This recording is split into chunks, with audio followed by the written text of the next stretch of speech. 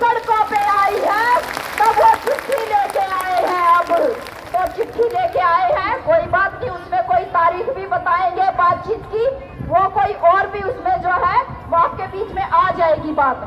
लेकिन बात ये है कि ये जो सरकार नारा क्या देती है, हम सबको पता है क्या नारा इनका, बेटी बचाओ बेटी पढ़ाओ।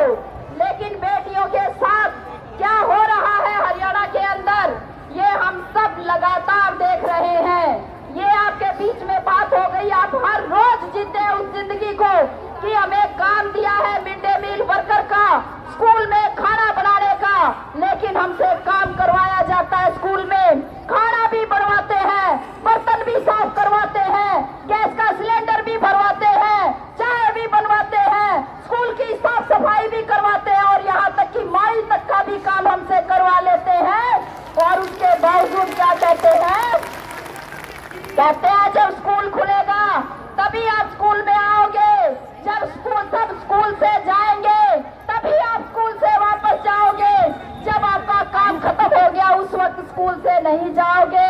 लेकिन वेतन देने के नाम पे इनके खजाने खाली हो जाते हैं।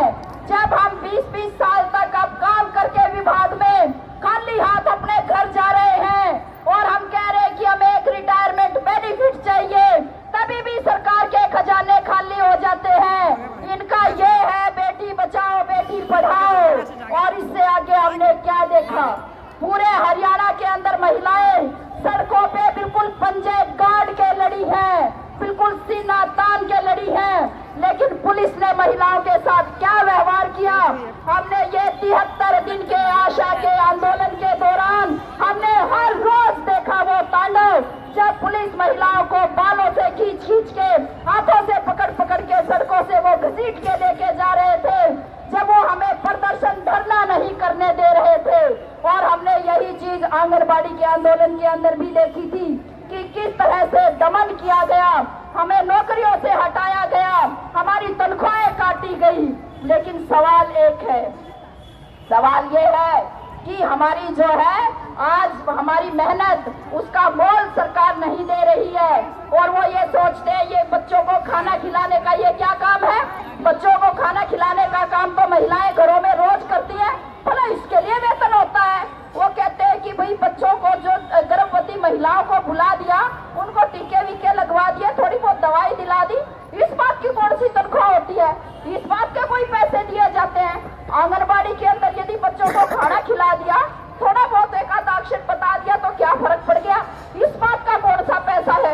ये तो सेवा का काम है और सेवा तो महिलाएं हमेशा फ्री में करती रही हैं, तो आप लोगों को काहे का वेतन, ये सरकार हमें कह रही है, सरकार कह रही है। और ये लगभग 1 करोड़ देश की महिलाएं पूरे देश के अंदर हैं और हरियाणा के अंदर 1 लाख स्कीम वर्कर बनती, हम केवल 3 स्कीम की। लेकिन हम सब मिलके आज यहाँ इस मंच से ये कहना चाहते हैं कि सरकार ये जो महिलाओं के श्रम की चोरी है, अब ये आगे और नहीं चलेगी।